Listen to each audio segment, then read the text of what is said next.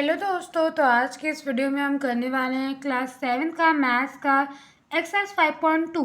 ठीक है। Question number 1 करने से पहले आपको कुछ कुछ चीज़ें जाननी पड़ेंगी, मतलब कुछ कुछ कॉन्सेप्ट जानना पड़ेगा जो बहुत ज़रूरी है।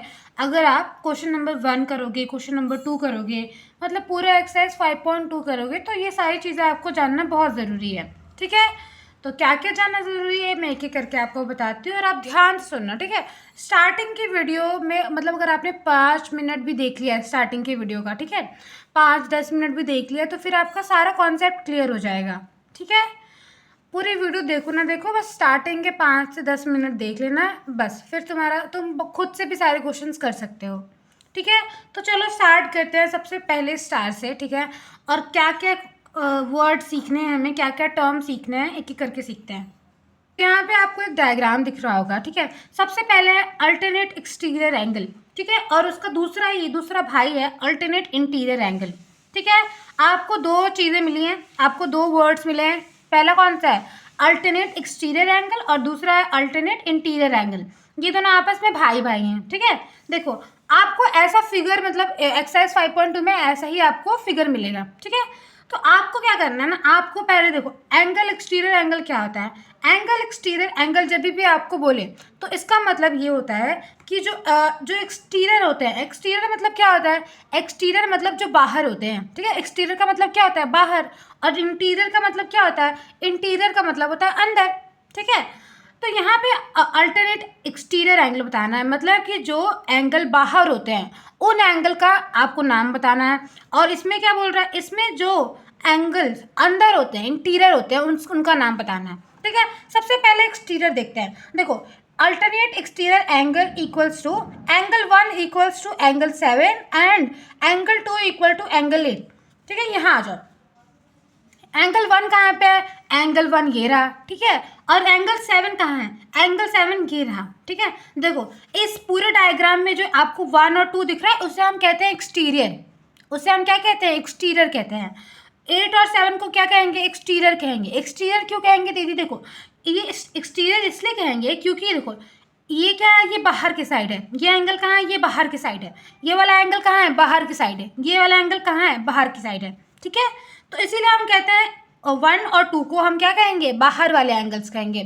और 8 और 7 को हम क्या कहेंगे? बाहर वाले एंगल्स कहेंगे। बाहर वाले एंगल्स को क्या कहते हैं इंग्लिश में? Exterior angle. ठीक है। इतना समझ में आया? अब देखो, इंटीरियर एंगल क्या होता है? इंटीरियर एंगल जो एंगल अंदर होते हैं, जैसे कि 3 और 4 अंदर है ना? 3 और 4 अंदर आपको दिख रहे हैं। 1 के तो अंदर ही है ना 3, और 2 के अंदर ही है 4। ठीक है। और इसमें देखो 5 और 6, 3, 4, 5, 6, ये क्या होगा? ये होगा इंटीरियर एंगल। क्यों इंटीरियर एंगल होगा? क्योंकि ये जो एंगल्स हैं वो अंदर है। ठीक है। वो डायग्राम के अंदर है। वो बाहर है क्या? ये बाहर है क्या? बाहर है क्या? नहीं, ये अंदर है। इस लाइन के अंदर है। ठीक है। इसीलिए हम क्या कहेंगे? इसे हम कहेंगे इंटीरियर। और जो इस लाइन के, इन दोनों लाइन के इस साइड है, बाहर है, इस साइड है, तो उसे हम क्या कहेंगे? एक्सटीरियर कहेंगे। ठीक है। आई होप एक्सटीरियर एंगल और इंटीरियर एंगल आप फाइंड कर पाओगे। ठीक है। तो अगर मैं आपसे पूछूं एक्सटीरियर एंगल कौन से हैं, तो आप मुझे कमेंट करके बता रहे हो कि एक्सटीरियर एंगल इस फिगर में। ठीक है। आपको क्या कमेंट करना है? लिखना है एक्सटीरियर एंगल, फिर आपको बताना है कि एक्सटीरियर एंगल इसमें कौन से हैं। क्या वो एंगल 3 है या फिर वो एंगल 7 है? आपको ऐसे लिख के बताना है। ठीक है। और आपको बताना है इंटीरियर एंगल कौन से हैं। क्या वो 2 है या फिर 8 है या फिर 3 है या फिर 6 है? आपको बताना है। ठीक है। मुझे 4 एंगल्स के नाम आने चाहिए। ठीक है। एक्सटीरियर एंगल में 4 एंगल्स के नाम आने चाहिए, और इंटीरियर एंगल में भी 4 एंगल्स के नाम आने चाहिए। ठीक है। देखो, जब आप कमेंट करोगे ना, ठीक है, तो एक तो आपके दिमाग में बैठ जाएगा। ठीक, ये तो बातें हो गई। अब आते हैं अल्टरनेट का मतलब क्या होता है। अल्टरनेट का मतलब होता है, देखो पहले यहाँ पे हम समझते हैं अल्टरनेट इंटीरियर एंगल के बारे में, क्योंकि वो थोड़ा ईजी हो जाएगा आपके लिए। इंटीरियर एंगल किसे बोलते हैं? जो इन दोनों लाइन के अंदर होता है, जो इन दोनों लाइन के अंदर होता है। ठीक है। अब देखो, यहाँ देखो अल्टरनेट इंटीरियर एंगल। ठीक है। देखो अल्टरनेट क्या होता है? देखो, अल्टरनेट एंगल जब भी आपको बोले तो आपको दो एंगल्स को ढूंढना है, दो पेयर ऑफ एंगल्स को ढूंढना है। ठीक है। और एक पेयर में कितने होते हैं एंगल? एक पेयर में 2 एंगल होते हैं। एक पेयर में कितने होते हैं? 2 एंगल्स होते हैं। ठीक है। तो हमेशा आपको 2 पेयर ऑफ एंगल ढूंढना है। ठीक है। देखो, अल्टरनेट क्या होता है? अल्टरनेट इसे बोलते हैं, जैसे कि 3 और 6। देखो, ये इधर का 3 है, इस साइड का 3 है, और इस साइड का 6 है। इस साइड का 4 है और इस साइड का 5 है, ठीक है। तो जब भी आपको बोले अल्टरनेट इंटीरियर एंगल, जब भी आपको बोले अल्टरनेट इंटीरियर एंगल, तो आपको हमेशा याद रखना है, आपको हमेशा क्या याद रखना है कि आपको अंदर के एंगल्स देखने हैं, आपको अंदर के एंगल्स देखने हैं और आपको उल्टे एंगल्स देखने हैं। मतलब जो 3 होगा वो 6 के इक्वल होगा, ठीक है। जो 4 होगा वो 5 के इक्वल होगा, ठीक है। उसे कहते हैं अल्टरनेट। किसे कहते हैं अल्टरनेट? जो 3 होगा वो 6 के इक्वल होगा और जो 4 होगा वो 5 के इक्वल होगा, ठीक है।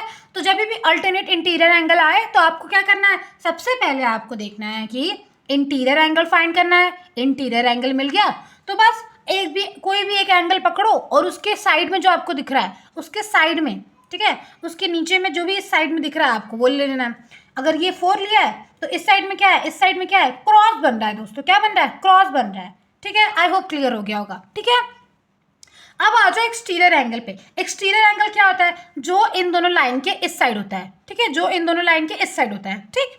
तो देखो, अब देखो यहाँ पे आपने क्या लिया, आपने यहाँ पे लिया एंगल 1। एंगल 1 क्या एक्सटीरियर एंगल है, ठीक है। तो एंगल 1 यहाँ पे है, तो देखो इस लाइन पे एंगल 1 है ना, तो इस लाइन का इस साइड पे, इस लाइन ये इधर है, ये इधर है ना, हाँ इधर है दीदी। फिर देखो आपको ये इधर है तो ये आपको फिर एक्सटीरियर एंगल ढूंढना है, इन दोनों में से ये वाला हो जाएगा। क्यों? क्योंकि ये क्या बनाएंगे, आपस में क्रॉस बनाएंगे। आपस में क्या बनाएंगे? क्रॉस बनाएंगे।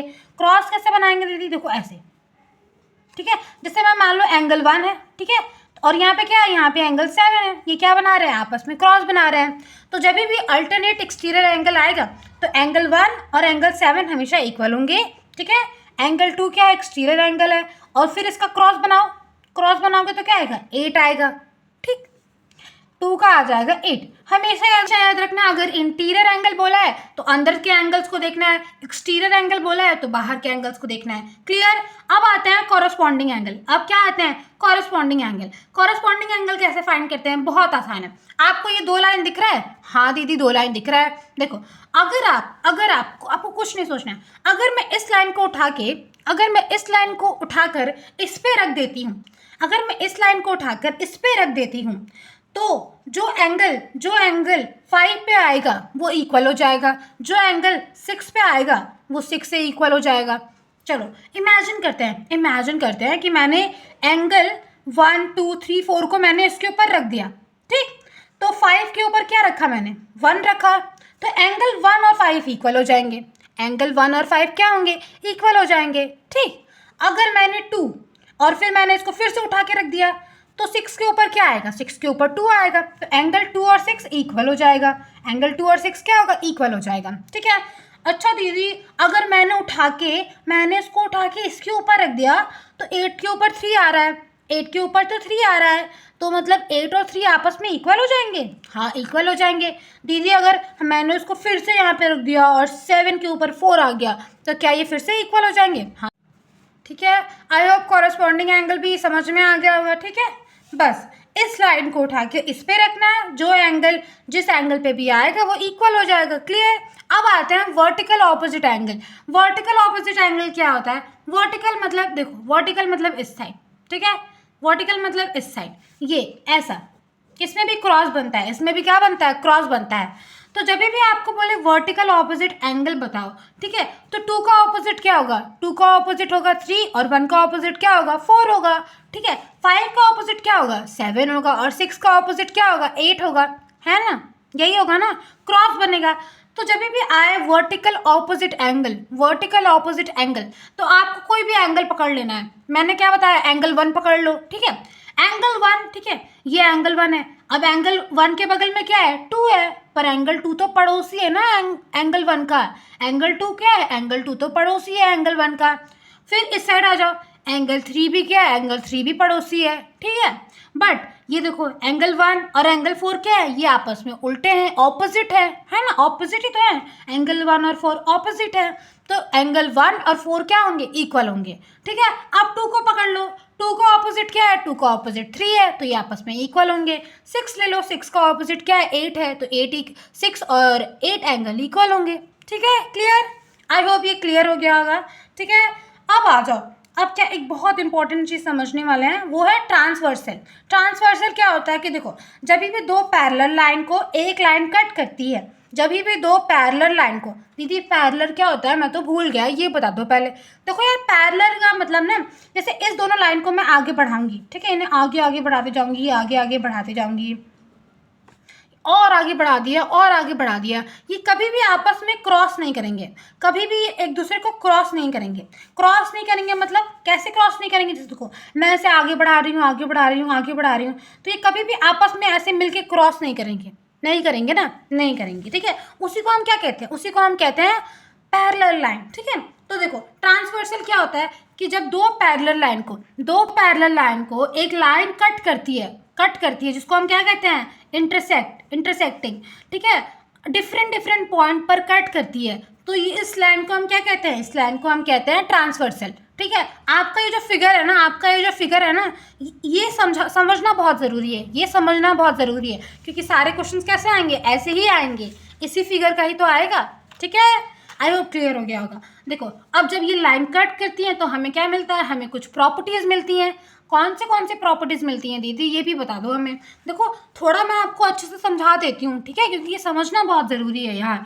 देखो आप कॉपी तो कर लोगे आराम से, हाँ मैं तो अभी आपको सारा लिख के दे देती हूँ आंसर, ठीक, PDF बना के दे दूँ, आप आराम से कॉपी कर लोगे, लेकिन एग्ज़ाम में कॉपी करके तो नहीं आओगे ना, एग्ज़ाम में को मतलब एग्ज़ाम में करने के लिए तो आपको समझना पड़ेगा ना, इसीलिए। देखो तो पहली प्रॉपर्टी मिलती है कि आपको क्या पहला मिलता है, आपको अल्टरनेट एंगल्स इक्वल मिलते हैं। आपको क्या मिलता है, अल्टरनेट एंगल्स इक्वल्स मिलते हैं। मतलब जब भी दो पैरेलल लाइन को कोई भी एक लाइन कट करती है अलग अलग पॉइंट पर, ठीक है, तो क्या होगा, तब आपको अल्टरनेट एंगल्स इक्वल मिलेंगे, अल्टरनेट एंगल्स इक्वल मिलेंगे। मतलब पेयर का मतलब क्या होता है, दो, ठीक है, तो दो अल्टरनेट एंगल्स आपको इक्वल मिलेंगे। अल्टरनेट एंगल क्या होता है दीदी, देखो अल्टरनेट इंटीरियर एंगल पढ़ा था ना, तो अल्टरनेट एंगल और अल्टरनेट इंटीरियर एंगल दोनों सेम होता है, ओके। चलो आपको मिलेगा कॉरस्पॉन्डिंग एंगल, जो कॉरस्पॉन्डिंग एंगल्स होंगे ना वो भी इक्वल होंगे, ठीक है। कॉरस्पॉन्डिंग एंगल तो हमने देख लिया कि इस एंगल को मैं उठा के इस पे रखूँगी और जिस पे जो एंगल आएगा वो इक्वल हो जाएंगे, ठीक है। और आपको क्या मिलेगा, और आपको मिलेगा the sum of interior angle on the same side of the transversal is 180। Interior angle बताओ क्या क्या होता है इसमें, बताओ इंटीरियर एंगल। दीदी आपने बताया था इंटीरियर एंगल का मतलब दो लाइन के अंदर जितने भी एंगल्स होंगे उसे हम कहेंगे इंटीरियर। अच्छा मैं बनाता हूँ, ठीक है। देखो पहला एंगल तो ये बन जाएगा, दूसरा एंगल ये हो जाएगा, तीसरा एंगल ये हो जाएगा, चौथा एंगल ये हो जाएगा। क्यों इन्हें हम क्यों इंटीरियर एंगल कहेंगे, क्योंकि ये दोनों लाइन के अंदर हैं, ठीक। और इसके बाहर जो एंगल्स बनेंगे उन्हें हम क्या कहेंगे, एक्सटीरियर एंगल कहेंगे, ठीक है। आई होप क्लियर हो गया होगा। देखो तो जब भी दो मतलब इन दोनों एंगल का सम करोगे तो कितना होगा, 180 डिग्री होगा, ठीक है। और ये कब पॉसिबल होगा, जब दो पैरेलल लाइन को कोई एक और लाइन कट करती है डिफरेंट पॉइंट पे, उसे हम क्या कहते हैं, ट्रांसवर्सल, ठीक है। इस साइड पे भी इन दोनों एंगल को प्लस करोगे तो 180 आएगा, ठीक है। ये प्रॉपर्टीज़ हैं, क्लियर। अब जाकर इतना वीडियो देख लिया ना जिस बच्चे ने, उसको तो मैं ऐसे तालियां देना चाहूँगी, ठीक है। तुम मुझे कमेंट करके बताओ कि दीदी मैंने यहाँ तक देख लिया है, ठीक है, मुझे शाबाशी दो, ये भी बोलना मुझे शाबाशी दो, ठीक। देखो अगर आपने यहाँ तक देख लिया तब तो भाई बल्ले बल्ले जी, वाह वाह वाह वाह। चलो अब हम क्वेश्चन शुरू करें। देखो बच्चे तो पहले ही भाग गए होंगे, अब आप आए हो तो फटाफट से मैं आपको इंपॉर्टेंट चीज़ें बता देती हूँ और फटाफट से एक क्वेश्चन कर लेते हैं, ठीक है। चलो देखो पहला क्वेश्चन क्या बोल रहा है, state the property that is used in each of the following statement. यहाँ पे क्या बोल रहा है, इस क्वेश्चन में बोल रहा है कि आपको क्या करना है, आपको प्रॉपर्टीज बतानी है। दीदी लेकिन मैंने तो कोई प्रॉपर्टी पढ़ी ही नहीं। अरे बुद्धू पढ़ा तो था, ये देखो यही तो पढ़ा था, अल्टरनेट एंगल्स पढ़ा था, कॉरस्पॉन्डिंग एंगल्स पढ़ा था, ये सब क्या है दोस्तों, ये सब प्रॉपर्टीज़ तो पढ़ा था हमने। तो ये इन्हीं प्रॉपर्टीज़ को यूज़ करके आपको आंसर करना है। हाँ दीदी बस इतना ही करना है, हाँ यार यही करना है, ठीक है। देखो अब पहला क्वेश्चन क्या बोल रहा है कि if A is parallel to B, ठीक है, if A is parallel to B then angle 1 is equals to angle 5। बोल रहा है कि जो ए है और बी है वो आपस में पैरेलल है, ठीक है, और एंगल 1 जो है वो इक्वल है एंगल 5 के। अच्छा तुम ये याद दिलाओ मुझे, अगर मैं इस लाइन को उठाकर इस पे रख देती थी तो क्या होता था, एंगल 1 और एंगल 5 इक्वल हो जाता था ना। एंगल 1 और एंगल 5 क्या होता था, इक्वल हो जाता था। मैंने आपको बताया था ना कि अगर मैं इस लाइन को उठा के इस पे रख देती थी ठीक है। तो एंगल 1 और 5 क्या होता था, इक्वल हो जाता था। ये किसकी वजह से ये होता था बताओ, ये होता था कॉरस्पॉन्डिंग एंगल्स की वजह से, ठीक है। तो इसका आंसर क्या होगा, इसका आंसर होगा कॉरस्पॉन्डिंग एंगल। दीदी इतना ही सिंपल था, हाँ सिंपल इतना ही था यार, कुछ था ही नहीं। तो अब आपको क्या लिखना है, आपको लिखना है कॉरस्पॉन्डिंग एंगल ऑफ प्रॉपर्टी, ठीक है। कॉरस्पॉन्डिंग, मैंने क्या लिखा, corresponding angle of property. Corresponding angle of property में मैंने क्या बताया था कि अगर आप इस लाइन को उठाकर इस पे रखते हो और जिस एंगल पे जो भी एंगल आता है वह इक्वल होता है, ठीक है। तो इसमें भी क्या किया, इसमें हमने इस लाइन को उठाया और इसके ऊपर रख दिया, तो 1 और 5 इक्वल हो गए। और यहाँ पे बता भी रहा है कि 1 और 5 इक्वल है, तो इसका मतलब कौन सा यूज़ किया है property, corresponding angle property use किया गया है, ठीक है।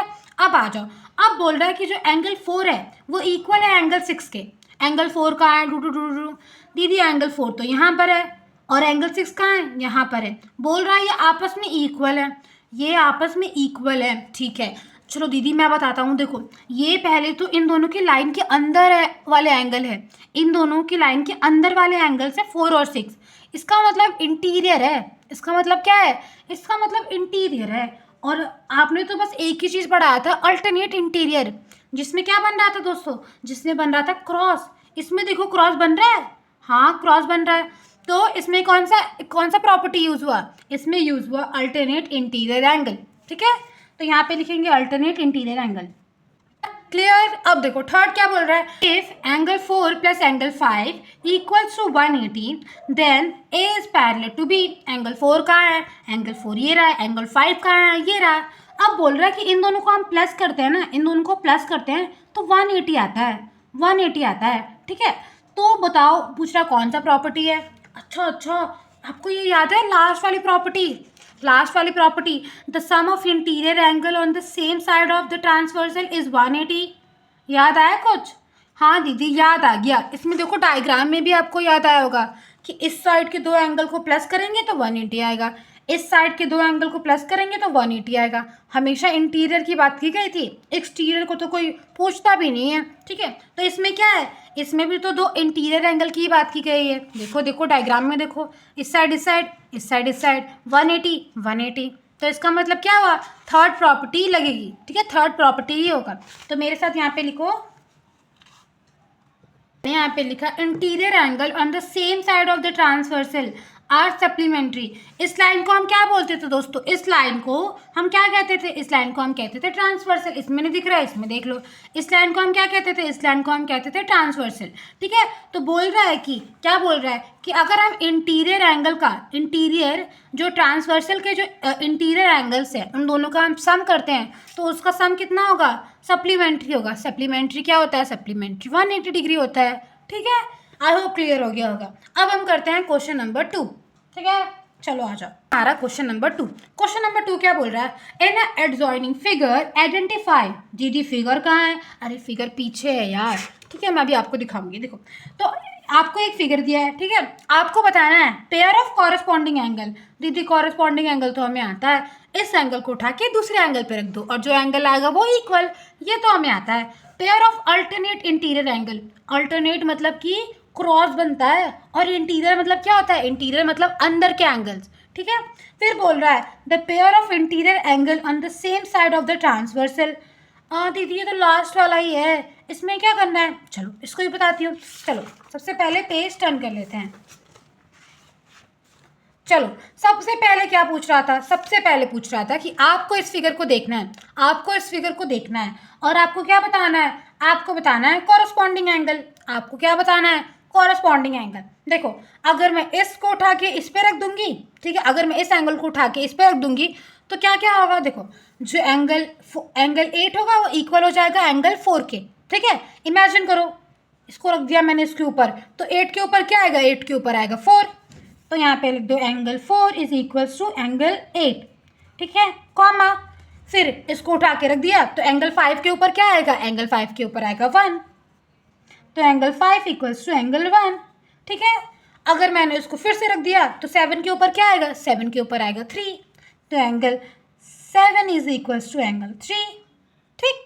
चलो फिर अब मैंने फिर से इसको रख दिया इसके ऊपर, ठीक है, तो 6 के ऊपर क्या आएगा, 6 के ऊपर आएगा एंगल 2, तो angle 6 equals to angle 2, clear. चलो अब आया था alternate interior angle. Alternate interior angle, alternate मतलब क्या बताया था, क्रॉस बनना चाहिए। इंटीरियर एंगल, ये रहा इंटीरियर एंगल, ठीक है, ये रहा इंटीरियर एंगल, अंदर इसके एंगल, ठीक है। अब इनका क्रॉस बनाए हम। हाँ दीदी क्रॉस बना दो फटाफट से। देखो ये क्रॉस बन गया और ये क्रॉस बन गया, ठीक है। अब देखो थ्री का क्रॉस किसके साथ बन रहा है, 5 के साथ, तो ये इक्वल होगा। तो मेरे साथ लिखो angle 3 is equals to angle 5। And 2 के साथ किसका बन रहा है, 8 के साथ, तो angle 2 is equals to angle 8, ठीक है। बस हो गया, क्योंकि इसमें इंटीरियर के बारे में बोला था तो हम इंटीरियर वाला बताएंगे। अगर एक्सटीरियर भी पूछ रहा होता तो हम बाहर वाले में क्रॉस बनाते हैं। क्लियर चल रहा है। क्वेश्चन नंबर 3 बोल रहा है कि the pair of interior angle on the same side of the transversal. आप पेयर का मतलब क्या होता है, पेयर का मतलब होता है दो, इंटीरियर का मतलब क्या होता है, जो अंदर के एंगल्स होते हैं, ठीक है।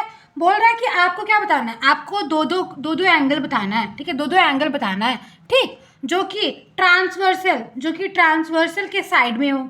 जैसे कुछ समझ में नहीं आया, कुछ समझ में नहीं आया, ट्रांसवर्सल, पेयर, इंटीरियर एंगल कुछ नहीं, सिंपल से बोल रहा है कि आपको दो एंगल्स के नाम बताने हैं, ठीक है, जो ट्रांसवर्सल के, ये ट्रांसवर्सल है अपना, ठीक है, आपको दो एंगल के नाम बताने हैं जो ट्रांसवर्सल के इंटीरियर मतलब अंदर वाले एंगल्स होंगे, ठीक है। तो पहला तो पेयर ये हो गया और दूसरा पेयर ये हो गया, मतलब पहले में क्या लिख देंगे, पहले में ये वाला एंगल और ये वाला एंगल लिख देंगे, दूसरे में क्या लिख देंगे, दूसरे में ये वाला एंगल और ये वाला एंगल लिख देंगे, ठीक है।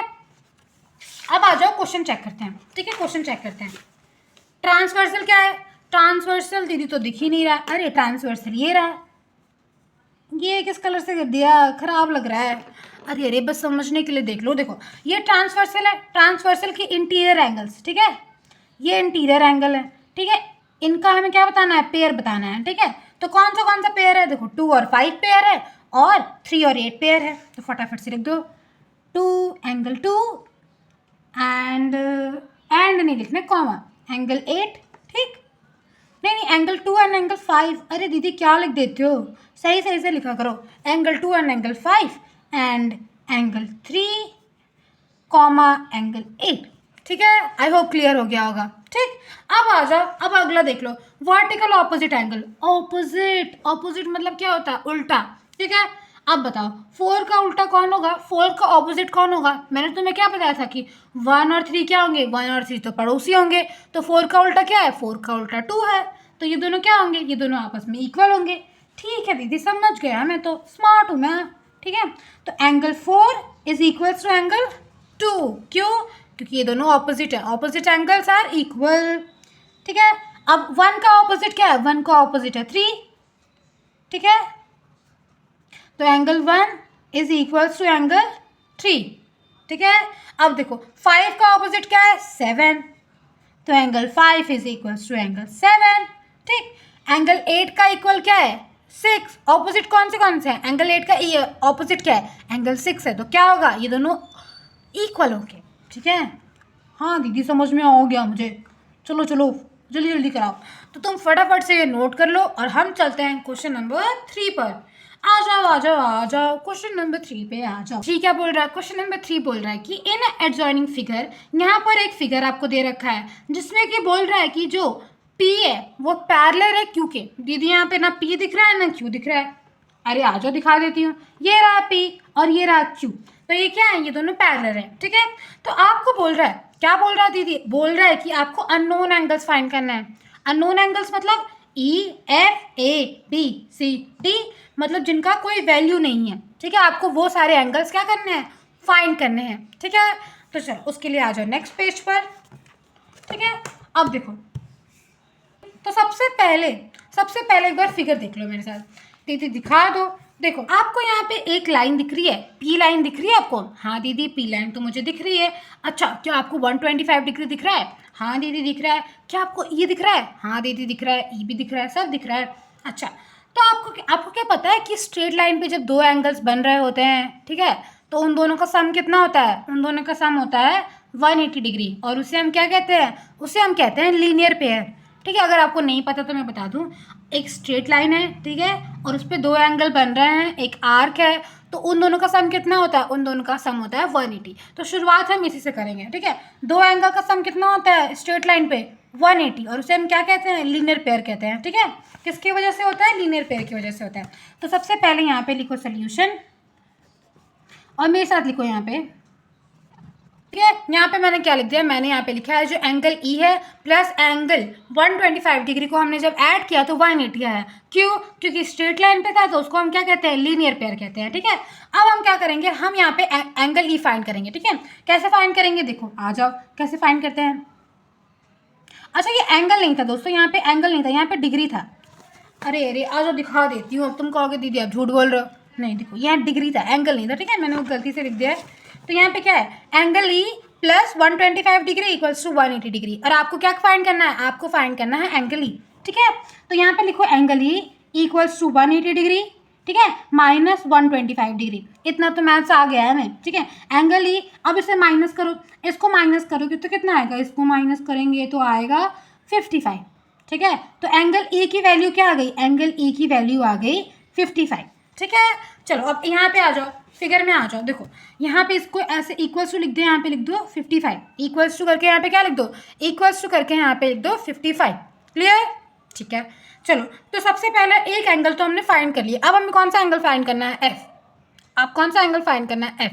ठीक है, अच्छा अगर मैं आपसे पूछूं कि ई का ऑपोजिट एंगल क्या होगा, ई का ऑपोजिट एंगल क्या होगा, दीदी ई का ऑपोजिट एंगल एफ होगा, क्योंकि ई के बगल में 125 डिग्री है जो उसका पड़ोसी हो जाएगा, और अगर यहाँ पे भी एक एंगल होता है जो कि है तो पर इसका नाम नहीं है लेकिन ये भी पड़ोसी ही होगा, तो ई का जो ऑपोजिट एंगल होगा वो एफ होगा।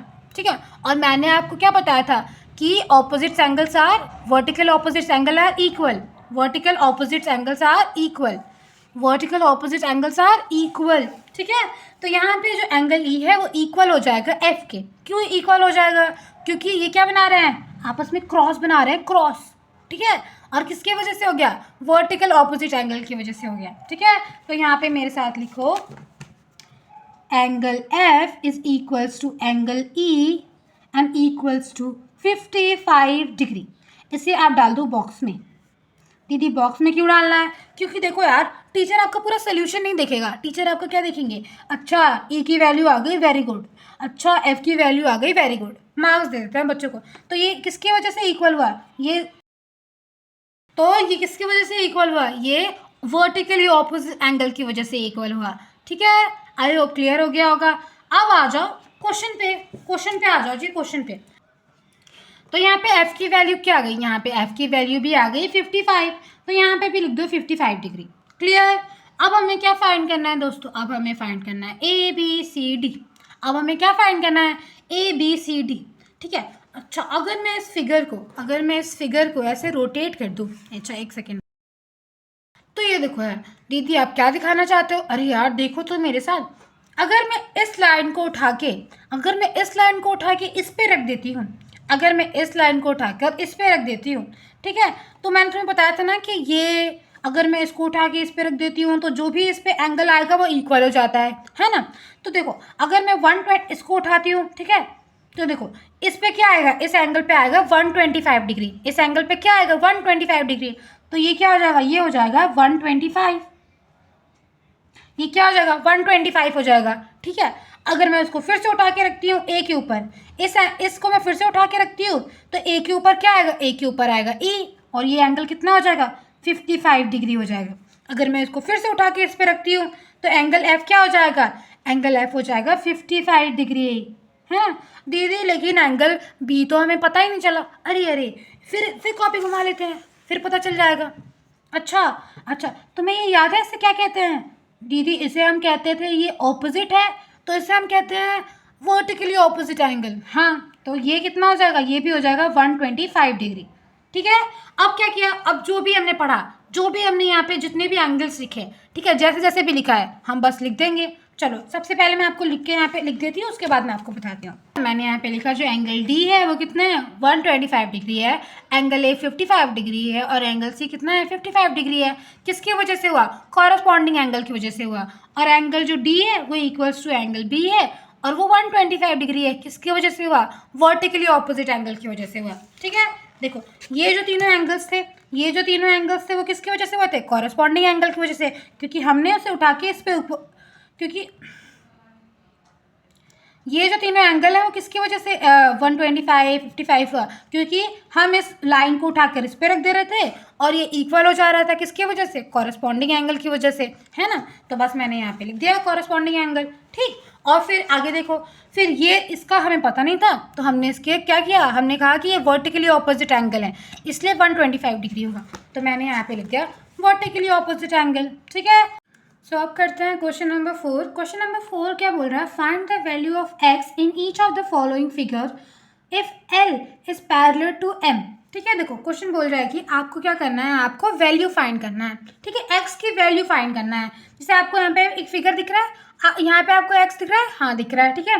तो इसका क्या करना है, एक्स की वैल्यू फाइंड करनी है। इसी तरह आपको 2 फिगर और दे रखा होगा, 2 या 3, ठीक, तो वही आपको उसकी वैल्यू फाइंड करनी है, ठीक है, एक्स की वैल्यू फाइंड करनी है। तो मैंने ऑलरेडी सोल्यूशन लिख दिया है ताकि लिखने में ज़्यादा टाइम वेस्ट ना हो, ठीक है, पर चिंता मत करो, मैं बहुत अच्छे से समझाऊंगी। देखो तो ये फिगर है, ठीक है, और बोल रहा है कि क्या बोल रहा है कि जो एल है वो पैरेलल है एम के, एल क्या है, पैरेलल है एम के, ठीक है। तो हमने फर्स्ट लाइन में क्या लिखा है, मैंने फर्स्ट लाइन में ये लिखा है कि जो एल है वो पैरेलल है एम के, ठीक है, और टी क्या है, टी ट्रांसवर्सल है, ठीक है, टी क्या है, टी जो है ट्रांसवर्सल है, इतना तो हमें आता ही है, ठीक है।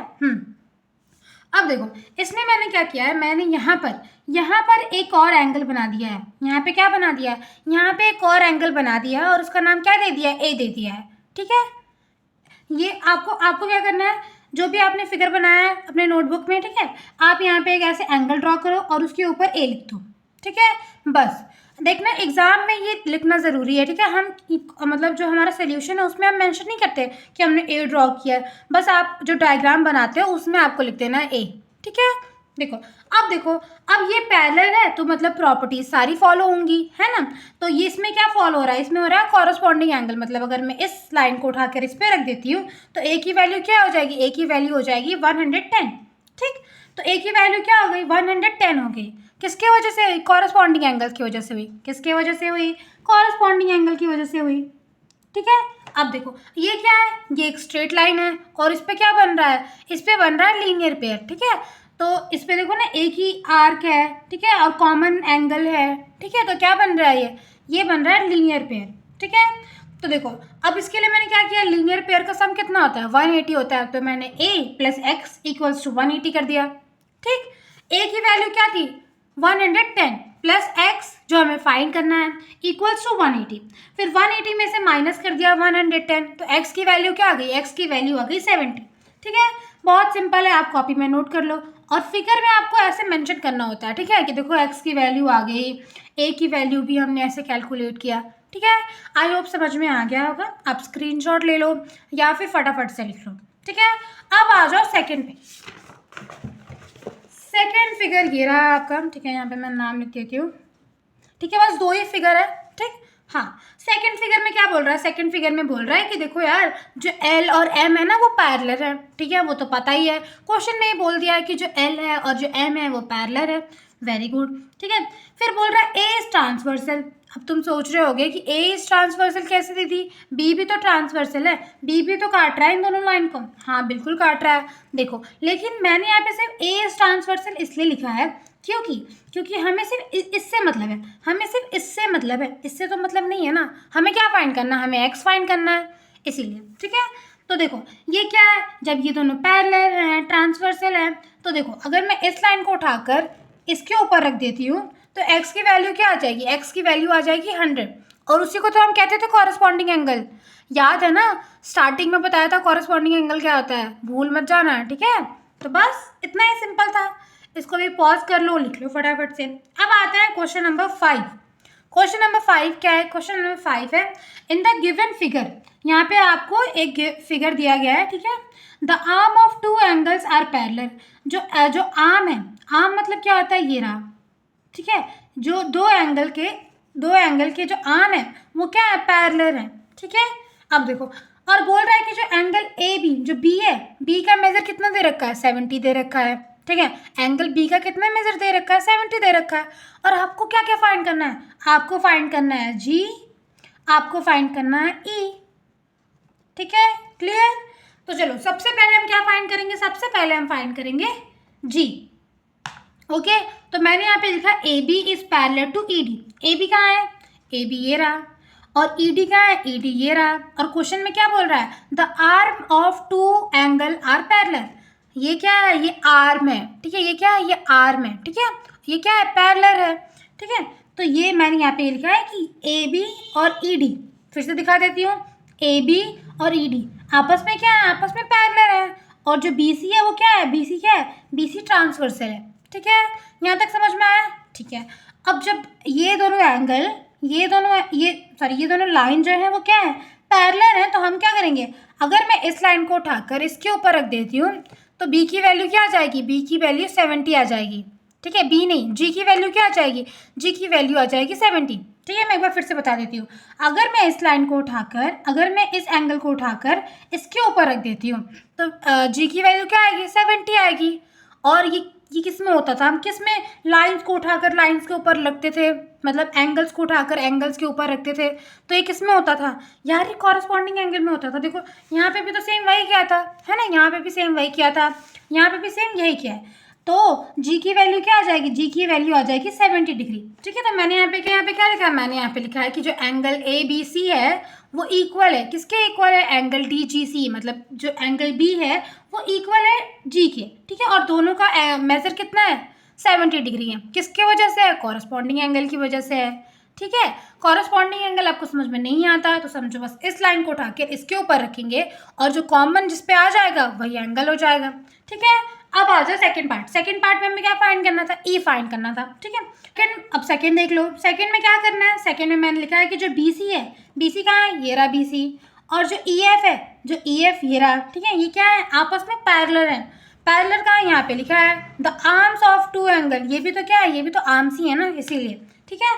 और इसको इन दोनों को कौन कट कर रहा है, इन दोनों लाइन को कौन कट कर रहा है, ए डी कट कर रहा है ना, ई डी कट कर रहा है। तो यहाँ पे मैंने क्या लिख दिया, ई डी इज ट्रांसवर्सल, ठीक। अब देखो, अब यहाँ पे देखो angle D E F, angle D E F, ठीक है, angle D E F equal होगा, किसके इक्वल होगा, एंगल डी जी सी के। मतलब अगर मैं इस लाइन को उठाकर इस पे रख देती हूँ, अगर मैं इस लाइन को उठाकर इस पे रख देती हूँ तो ये एंगल कितना होगा, ये एंगल होगा 70 डिग्री। किसके वजह से होगा, कॉरस्पॉन्डिंग एंगल की वजह से होगा, ठीक है। तो यहाँ पे क्या आ गया, 70 डिग्री। देखो अगर आपको सिर्फ कॉरस्पॉन्डिंग एंगल आता है तो बस काम बन गया, कुछ करना ही नहीं है, ठीक। आई होप ये क्लियर हो गया होगा। स्क्रीनशॉट ले लो, लिख लो, कोई डाउट हो तो पूछ लो, ठीक। चलो अब आ जाओ हमारे क्वेश्चन नंबर 6 में, ठीक है। देखो यार इसमें थोड़ा मैंने बहुत छोटा जगह था मेरे पास तो मैंने बस इतना ही लिखा है, आप चाहो तो थोड़ा बड़ा अच्छे से लिख सकते हो, ठीक है। चलो क्वेश्चन नंबर 6 से शुरू करते हैं। क्वेश्चन नंबर 6 क्या है, in the given figure below decide whether L is parallel to M. अब ये उल्टा हो गया, दीदी उल्टा क्या हो गया, फिर से बता दो, समझ में तो आया ही नहीं मुझे। अच्छा अभी बताने कहाँ शुरू किया, देखो बोल रहा है यहाँ पे गिवन फिगर है, ठीक है, आपको क्या दिया गया है, आपको फिगर दिया गया है, ठीक है, नीचे आपको फिगर दिया गया है। तो आपको क्या करना है, आपको डिसाइड करना है, ठीक है, आपको फैसला लेना है कि जो एल है और जो एम है वो आपस में पैरेलल है कि नहीं है, ठीक है। पहले हर क्वेश्चन में क्या होता था कि जो एल और एम है वो पैरेलल होते थे, तो हम चेक कर लेते थे ये कॉरस्पॉन्डिंग एंगल है कि नहीं है, अल्टरनेट एंगल है कि नहीं है, वर्टिकली ऑपोजिट एंगल है या नहीं है, या फिर जो इंटीरियर ट्रांसवर्सल है उसका सम 180 है कि नहीं है ना, यही करते थे ना। बट इधर क्या है, इधर बोल रहा है कि आपको बताना है कि एल और एम पैरेलल है कि नहीं है। तो हम क्या करेंगे, कैसे चेक करेंगे, देखो चेक करने के लिए हम उल्टा कर देंगे, ठीक है। अगर कॉरस्पॉन्डिंग एंगल हुआ तो एल और एम पैरेलल होगा, अगर अल्टरनेट इंटीरियर एंगल हुआ तो एल और एम पैरेलल होगा। अगर हमने पढ़ा था ना sum of interior angle on the same side of the transversal is 180, पढ़ा था ना वो, कि इन दोनों का अगर 180 हुआ तो अगर ऐसा भी होता है तो एल और एम पैरेलल हो जाएंगे, ठीक है। तो पहले हम क्या चेक करेंगे, हम पहले प्रॉपर्टीज चेक करेंगे। अगर हमें एक फिगर पे कोई भी एक प्रॉपर्टी मैच मिल जाती है, कोई भी एक प्रॉपर्टी हमें मैच मिल जाती है कि अरे यार कॉरस्पॉन्डिंग एंगल इक्वल है, ठीक है, अल्टरनेटिव एंगल इक्वल है, ठीक है, और इन दोनों का इंटीरियर एंगल का जो सम है वो 180 हो रहा है, ठीक, वर्टिकली ऑपोजिट एंगल है, तो इसका मतलब हम क्या कहेंगे, इसका मतलब हम कहेंगे कि जो एल और एम है वो पैरेलल है, ठीक है। तो देखो फर्स्ट पे आ जाओ, फर्स्ट वाले पे स्टार्ट करते हैं। जो एंगल 1 है और एंगल 2 है वो क्या है, interior angle on the same side of the transversal है। ट्रांसवर्सल के क्या है, इंटीरियर एंगल्स हैं, ठीक है। और क्या बताया था स्टार्टिंग में क्या बताया था कि इन दोनों का सम कितना होना चाहिए, इन दोनों का सम 180 होना चाहिए। ठीक है, तो मैंने यहाँ पे क्या लिखा, angle 1 and angle 2 are the interior angle on the same side of the transversal. ठीक है, और फिर हमने ना इन दोनों का सम किया 126 प्लस 44 का हमने जब सम किया ना, तो तब तो 180 हुआ ही नहीं, नॉट इक्वल्स टू 180।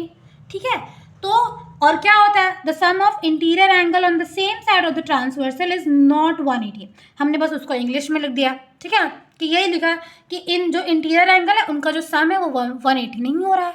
तो इसका मतलब क्या है, इसका मतलब ये कि L and M is not parallel, जो L और M है वो पैरेलल नहीं है। ठीक है, आई होप क्लियर हो गया होगा। छोटा छोटा मैंने छोटे से मतलब जगह में लिख दिया, अच्छे से एक्सप्लेन करके लिखना है। ठीक है, तो पहले क्या होता था, पहले ये होता था कि मतलब कि L और M जो थे वो पैरेलल होते थे, हमें प्रॉपर्टीज चेक करनी होती थी। अब हमें क्या करना है, अब हमें प्रॉपर्टीज चेक करना है। अगर प्रॉपर्टी मैच कर रही है तो इसका मतलब L और M पैरेलल होंगे। Okay, let's come to the second question. Second part क्या है, सेकंड पार्ट में देखो यहाँ पे दे रखा है 75, यहाँ पे दे रखा है 75। ठीक है, तो हमने क्या किया, हमने ले लिया 75 का एक ऑपोजिट एंगल, जिसको हमने क्या ले लिया, x ले लिया। ठीक, अगर ये वर्टिकली ऑपोजिट है तो इसका वैल्यू कितना होना चाहिए, इसका वैल्यू भी 75 डिग्री होना चाहिए, है ना। ठीक, तो हमने क्या किया, हमने इन दोनों का ऐड किया, हमने इन दोनों का सम किया, तो इन दोनों का सम तो 180 नहीं हो रहा था। तो इसका मतलब क्या है, इसका मतलब ये है कि the sum of interior angle on the same side of the transversal is 180, is not 180। Okay, is not 180, so L is not parallel to M। ठीक है, बहुत सिंपल से था। जैसे इसमें किया था, इन दोनों का सम 180 नहीं आ रहा था, इसका मतलब ये पैरेलल नहीं है। इसमें भी हमने इन दोनों का सम किया, इन दोनों का सम 180 नहीं आ रहा था, तो इसका मतलब ये भी पैरेलल नहीं है। ठीक है, तो अब बच्चों को डाउट ये हो सकता है कि दीदी हमने फिर x क्यों लिया। ठीक है, तो इसलिए हमने x लिया क्योंकि ताकि हम पता कर सके कि इन दोनों का सम 180 हो रहा है कि नहीं हो रहा है। ओके, तो अब देखो यहाँ पे तो कोई एंगल नहीं था। ठीक है, कोई भी एंगल का मेजर नहीं था, तो इसीलिए हमने क्या किया, इसीलिए अगर ये दोनों पैरेलल होते तो वर्टिकली ऑपोजिट होते, लेकिन इससे तो पता हम नहीं कर पाएंगे ना, सिर्फ एक प्रॉपर्टी से तो नहीं हो पाएगा। ठीक, तो इसीलिए हमने क्या किया, अगर यहाँ पे 75 ऑलरेडी दिया होता तो ये हो जाता। ठीक, तो इसलिए हमने क्या किया, हमें इन दोनों का सम चेक करना था, इसीलिए हमने इसको वर्टिकली एंगल ऑपोजिट कर लिया। ठीक है, चलो अब आ जाते हैं सेकंड पार्ट में। सेकंड पार्ट क्या है, सेकंड पार्ट है 57 डिग्री और 123 डिग्री। ठीक है, चलो इसका सोल्यूशन देख लेते हैं। देखो, तो हमने क्या किया, let the angle of opposite to 57 be Y. हमने क्या कर लिया, हमने 57 का जो एंगल है, जो 57 एंगल है उसका हमने एक ऑपोजिट एंगल ले लिया, जिसका हमने नाम क्या रख दिया, वाई रख दिया। तो इसका वो ऑपोजिट वाई रख देते हैं। ठीक है, अब ये आपस में ऑपोजिट हैं, अगर ये ऑपोजिट एंगल है तो इसका सम भी कितना होगा, इसका सम भी होगा 57। ठीक है, अब क्या करेंगे, इन दोनों का सम करेंगे, 57 का सम करेंगे। ठीक है, यहाँ पे मैंने क्या लिख दिया, एंगल y इक्वल्स टू 57। क्यों, क्योंकि वर्टिकली ऑपोजिट एंगल की वजह से हो जाता है। ठीक है, अब हमने क्या किया, हमने 57 का और 123 का सम कर दिया, तो इन दोनों का सम कितना आ गया, इन दोनों का सम आ गया 180, है ना। तो अगर 180 आ गया तो इसका मतलब क्या है, sum of interior angle on the same side of the transversal is 180। ठीक है, जो इंटीरियर एंगल्स होते हैं उनका सम अगर 180 है तो इसका मतलब क्या है, L और M पैरेलल है, तो हमने यहाँ पे लिख दिया L is parallel to M। Okay, I hope clear हो गया होगा। तो ये तुम्हारा थर्ड पार्ट हो गया। ठीक है, इसको भी पॉज कर लो, फटाफट से लिख लो, कुछ डाउट हो तो पूछ लो। ठीक, अब आते हैं फोर्थ पार्ट में। फोर्थ पार्ट तुम्हारा ये रहा। फोर्थ पार्ट क्या है, देखो फोर्थ पार्ट में भी एक डायग्राम दे रखा है। ठीक, देखो सब में हम वही चीज़ यूज़ करेंगे। अगर आपको यहाँ पे एंगल नहीं मिल रहा है, ठीक है, इन दोनों का ये भी ट्रांसवर्सल है, ठीक है, इनका भी हम क्या करेंगे, इनका भी हम सम करेंगे। ठीक है, और इन दोनों का सम भी अगर 180 होगा तो ये पैरेलल होंगे, और 180 नहीं होगा तो पैरेलल नहीं होंगे। ठीक है, तो हमने क्या किया, हमने 72 का एक ऑपोजिट एंगल ले लिया। ठीक है, ऑपोजिट एंगल क्या लिया है, हमने ऑपोजिट एंगल देखो यहाँ पे लिया है मैंने जेड, और यहाँ पे लिख दिया एक्स है, तो यहाँ पे भी जेड लिख लो। ठीक, तो हमने ऑपोजिट एंगल क्या लिया, ऑपोजिट एंगल हमने ले लिया है जेड। ठीक है, तो इसका मतलब क्या होगा, जो जेड होगा वो कितना होगा, 70 होगा। ठीक है, और किस लिए होगा, वर्टिकली ऑपोजिट एंगल की वजह से होगा। ठीक है, अब देखो, अब क्या करेंगे, अब हम इन दोनों का सम करेंगे। जब हम इन दोनों का सम कर रहे हैं तो 170 आ रहा है, 180 तो आ ही नहीं रहा है, तो इसका मतलब L is not parallel to M। ठीक है, आई होप सब कुछ क्लियर हो गया होगा। अगर ऐसा कोई क्वेश्चन आता है जिसमें आपको पहचानना हो, जिसमें आपको आइडेंटिफाई करना हो, जिसमें आपको डिसीजन लेना हो कि बताओ एल जो है वो पैरेलल है एम के है कि नहीं है। तो आपको क्या करना है, आपको प्रॉपर्टी यूज़ करना है। कौन सी प्रॉपर्टी यूज़ कर सकते हो आप, कॉरस्पॉन्डिंग यूज़ कर सकते हो, अल्टरनेटिव यूज़ कर सकते हो, ठीक है, ट्रांसवर्सल यूज़ कर सकते हो। हमने क्या किया है, हमने सिर्फ ट्रांसवर्सल यूज़ किया है। क्यों ट्रांसवर्सल यूज़ किया है, क्योंकि कोई और वैल्यू दिया ही नहीं था, ठीक है। अगर मान लो यहाँ पे 75 ऑलरेडी गिवन होता, ठीक है, हम यहाँ पे जेड लेते ही नहीं, हाँ 75 ऑलरेडी गिवन होता, तो आप बस ये बोल सकते हो कि अल्टरनेटिव एंगल्स आर इक्वल, ठीक है, और प्रूफ हो जाता है कि जो एल है वो एम के इक्वल होता है, ठीक है। आई होप क्लियर हो गया होगा। कुछ भी डाउट हो तो आप मुझे कमेंट कर सकते हो, और यार प्लीज़ सब्सक्राइब कर लेना, ठीक है, ताकि मैं तुम्हें और बहुत सारी वीडियोस प्रोवाइड करूँ, जैसे कि इंपॉर्टेंट क्वेश्चंस की वीडियोस एग्जाम के टाइम पे मैं अपलोड करने वाली हूँ। तो इसीलिए तुम फटाफट से मेरे चैनल को सब्सक्राइब कर लो, ठीक है, और जाके पढ़ाई करना है, रील्स नहीं देखना है, गेम्स नहीं खेलना है, okay. I will see you in another video. तब तक के लिए टेक केयर, बाय बाय, सी या।